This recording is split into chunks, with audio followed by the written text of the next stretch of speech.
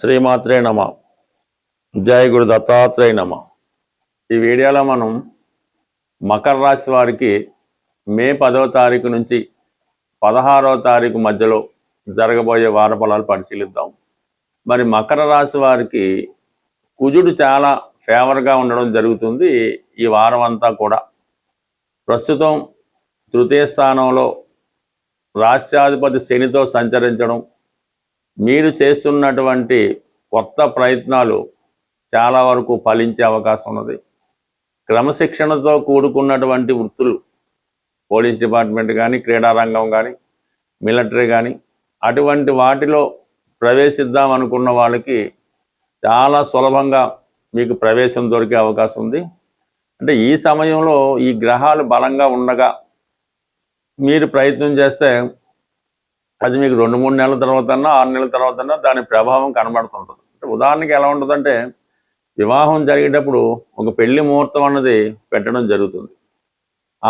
ఆ ముహూర్తంలో జరిగినటువంటి పెళ్లి ఆ ప్రభావం వారి జీవితాంతం కూడా, వాళ్ళు ఒక 40 సంవత్సరాల వివాహ జీవితం ఉన్నా, ఒక 50 సంవత్సరాల వివాహ జీవితం ఉన్నా కూడా ఆ ముహూర్త ప్రభావం వాళ్ళ మీద, అంటే పెళ్లి మీద, వాళ్ళ వ్యక్తిగత జీవితాల మీద ఆధారపడి ఉంటుంది.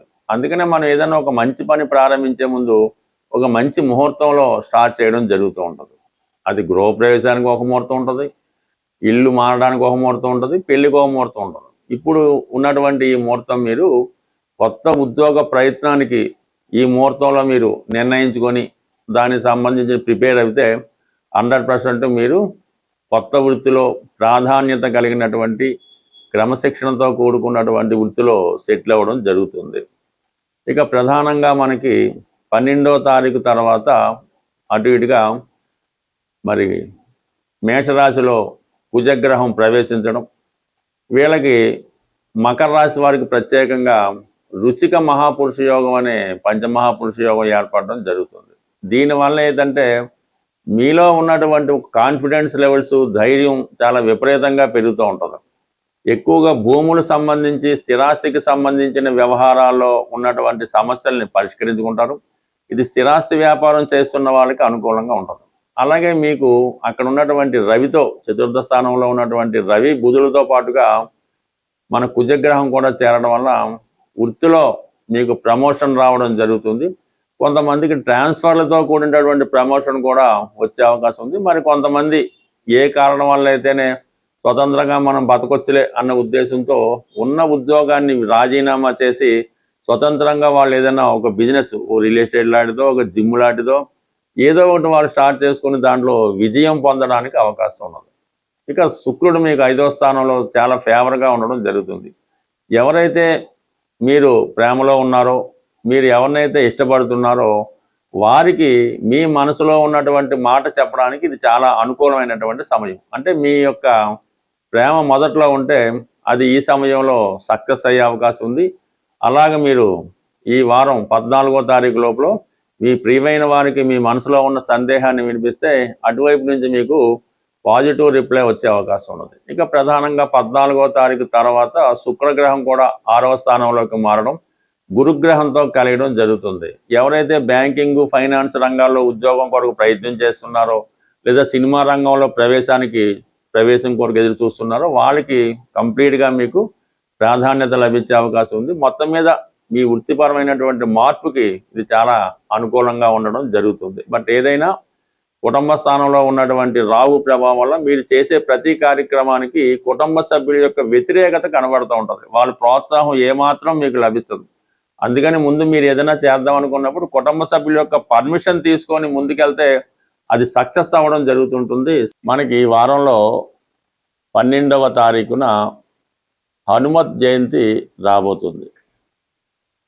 అయితే ఎప్పుడు ఆంజనేయ స్వామిని పూజించడం అన్నది ఆ ఫలితం ఒక రకంగా ఉంటుంది. కొన్ని ప్రత్యేకమైనటువంటి పర్వదినాల్లో ఈ స్వామిని పూజించినప్పుడు ఆ ఫలితం మనకి మరింత శీఘ్రంగా వచ్చే అవకాశం ఉంటుంది. అయితే ఈ ఆంజనేయ స్వామి వారికి పూజించే విధానంలో, అంటే సాధారణంగా టెంపుల్లో అర్చన, అభిషేకం చేయించుకోవడం జరుగుతుంటుంది. మనకి మీరు ఏదైనా ఒక కార్యాన్ని స్వామికి అప్పచెప్పాలనుకుంటారు. మీరు ఏదైనా ఒక కార్యాన్ని స్వామికి అప్పచెప్పాలి, లేదంటే మనం కోరుకోవాలనుకుంటాం. అది ఉద్యోగమా, పెళ్ళ, సంతానమా, ఏదైనా అయినప్పుడు మరి స్వామివారికి తమలపాకులతో పూజ చేయడం వల్ల మీకు ఆ కోరిక సిద్ధించడం జరుగుతూ ఉంటుందన్నమాట. ఆ కార్యక్రమం విజయవంతంగా పూర్తి అవ్వడం జరుగుతూ ఉంటుంది. మీకు రుణ బాధలు ఎక్కువగా ఉన్నాయి, అన్నదమ్ములతో విభేదాలు, భార్యాభర్తల మధ్య సమస్యలు, ఇటువంటి ఉన్నప్పుడు స్వామివారిని మంగళవారం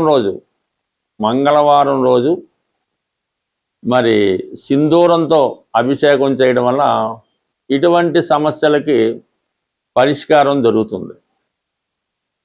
మనం కేవలం ఉద్యోగం కొరకు ప్రయత్నం చేస్తున్నాం, ఎటువంటిగా ఉద్యోగం రావటం లేదనుకున్నప్పుడు మీరు ఉద్యోగం వచ్చేదాకా కూడా ప్రతి శనివారం రోజు ఆంజనేయ స్వామి వారి ఆలయంలో దర్శించుకోవడం, అంటే శనివారం అది దర్శించుకొని మీకు వీలున్నప్పుడు వడమాల స్వామికి సమర్పించవలసి ఉంటుంది. అలాగే ఒక 5 అరటిపళ్ళు బాగా ముగ్గినవి స్వామికి నైవేద్యంగా ఇవ్వడం వల్ల కంప్లీట్గా మీకు ఈ యొక్క ఉద్యోగ ప్రయత్నాలు నెరవేరుతాయి. అంటే కంటిన్యూడ్ చేయనివ్వడం, మీకు కొన్ని వారాలు చేయబోతులకే మీరు ఆ ఫలితం వచ్చేస్తుంది. దాని తర్వాత మీరు ఆ ఉద్యోగంలోకి వెళ్ళి స్వామిని మర్చిపోవడం జరుగుతూ ఉంటుంది. అలాగే ధనం సరిపోవడం లేదు, ఖర్చులు ఎక్కువైనాయి, ఆదాయం తక్కువైంది అన్నప్పుడు స్వామివారికి మరి గురువారం రోజు శనగలు, ఈ కొమ్ము శనగలు నానబెట్టి, ఉడకబెట్టకుండా నానబెట్టిన కొమ్ము శనగలు మరి స్వామికి నైవేద్యంగా పెట్టడం వల్ల, అక్కడ ఉన్నటువంటి భక్తులకు పంచిపెట్టడం వల్ల ఆర్థిక పరంగా మీకు ఉన్నటువంటి అన్ని సమస్యలకి పరిష్కారం దొరికే అవకాశం ఉంది. ఇక ప్రధానంగా ధనం ఏమీ లేదు, ఏ పని చేయలేకపోతున్నాం, ఫైనాన్స్గా బాగుండాలనుకున్న వాళ్ళు బుధవారం రోజు, అంటే బుధుడు వ్యాపారకారకుడు కాబట్టి వ్యాపారం సజావుగా సాగాలన్నా, విద్యార్థులకు చదువు బాగా రావాలన్నా ఈ బుధవారం రోజు ఆంజనేయ స్వామి వారి ఆలయంలో అటుకులు బెల్లం కలిపి పొడిగానే అక్కడ స్వామికి నైవేద్యంగా పెట్టడం వల్ల కూడా మీకు ఈ వ్యాపార పరంగా కానీ ఉద్యోగపరంగా కానీ అవకాశం అది ఉంటుంది. ఈ విధంగా మరి ఏ సమస్యకైనా స్వామి పరిష్కారం చూపగలరు. అయితే ఆ సమస్యను బట్టి ఏ గ్రహం ఆ సమస్యకి కారణమవుతుంది, ఆ రోజు స్వామివారిని విధి విధానంగా పూజించడం వల్ల 100% మీరు అది పొందుతారు. అది పర్టికులర్గా నియమం. ఈ ఆంజనేయ స్వామి వారిని మనం కోరినప్పుడు ఆ కోరిక తీరేటంత వరకు కూడా మీరు మరీ బ్రహ్మచర్యం పాటించక్కర్లేదు, కానీ కొన్ని వాటికి దూరంగా ఉండాలి. అది వ్యభిచారం, అలాగే మత్తు పానీయాలు, అలాగే ఈ మాంసం, చేపలు ఇటువంటి దూరంగా ఉండవలసి ఉంటుంది. అలాగే మీకు స్వామి ఇవ్వడం జరుగుతుంది. ఇవన్నీ మానేసి మీరు ఒక 40 రోజులు అనుకుందాం, ఒక 5 వారాలు అనుకుందాం అనుకోకర్లేదు, మీరు కంటిన్యూ చేయండి, కంప్లీట్గా మీ సమస్య తీరడం జరుగుతుంది. బట్ ఏదైనా ఒక దీక్ష చేసినప్పుడు కొన్ని వదులుకోవాల్సి ఉంటుంది. అన్నీ కావాలి, అన్నీ చేస్తాం, ఈ స్వామిని పోతాం, ఎన్ని పూజలు చేసాం, ఉపయోగం లేదంటే కుదరదు. కంపల్సరిగా కఠినమైనటువంటి శ్రమతో మీరు ఒక యమ నియమాలు పాటించినప్పుడు అది మీ నియమాన్ని బట్టి ఎంత తొందరగా రావడం అన్నది అది నిర్ణయం జరుగుతుంది. బట్ ఏదైనా ప్రయత్నం ఇంపార్టెంటు, దీక్ష ఇంపార్టెంటు. 100% స్వామి తలుచుకుంటే ఇవ్వనిదైతే ఏదీ లేదు. అయితే కొన్ని ప్రసిద్ధ దేవాలయాలు ప్రతి ప్రాంతంలో జరుగుతాయి. అలాగే హైదరాబాద్లో ఉన్నటువంటి కొన్ని ప్రముఖ దేవాలయాలు, వాటిని తెలుసుకొని సందర్శించడం వల్ల బ్రహ్మాండంగా మీ జీవితం లైఫ్ టర్న్ తీసుకునే అవకాశం ఉంటుంది. స్వస్తి.